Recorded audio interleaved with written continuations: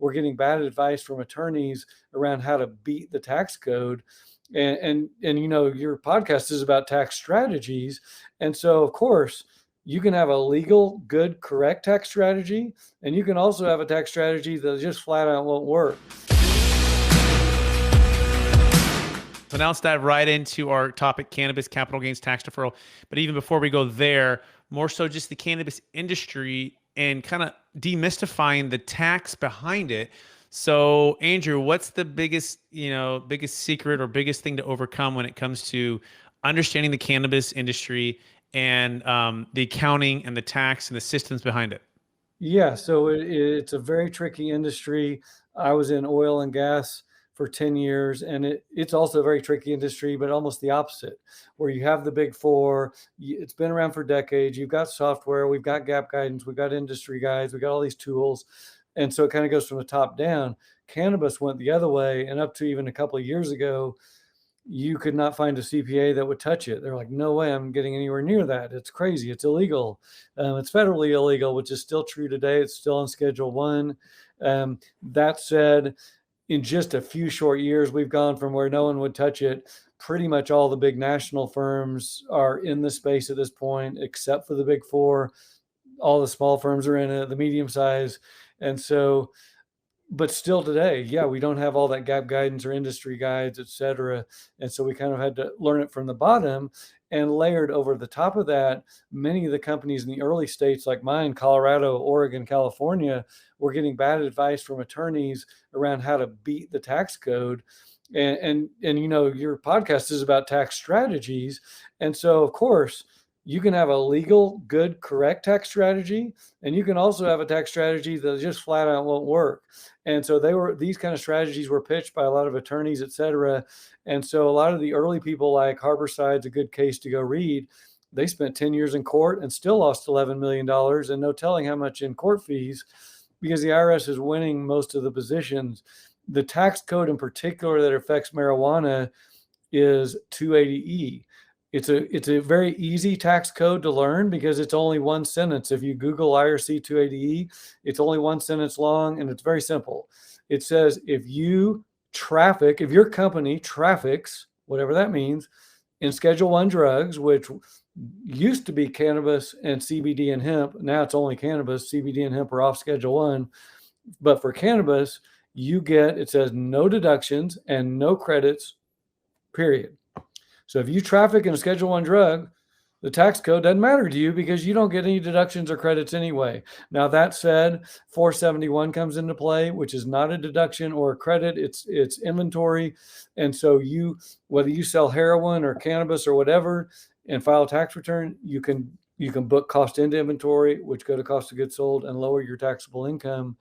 And so first and foremost, we want to do 471, especially -11 for our farms and processing and product manufacturers, so that we can get a lot of cost into inventory correctly, and so that they will avoid some of that tax issue.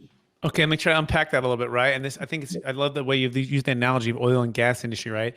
Where it's been around for a very long time. You have industry experts and guidelines, and it's kind of set. And of course, it's for the professionals to interpret each particular, business model and set up of businesses and entities and different things like that to apply the law.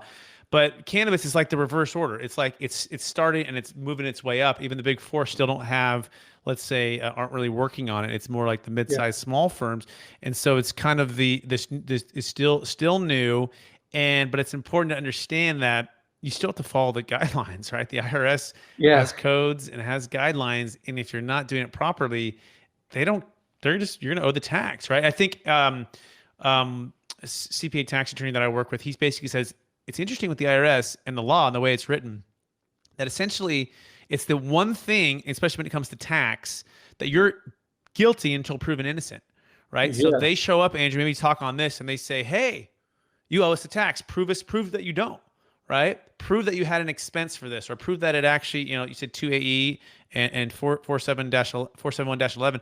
Prove that it wasn't, that it was a legitimate, thing that you were doing here, right? And if not, we owe the tax plus penalties plus interest, right? So explain that concept too to folks who may not understand that. Yeah, and so the IRS is pretty much, I mean, I think in most industries, the IRS goes after people and they win some and they lose some.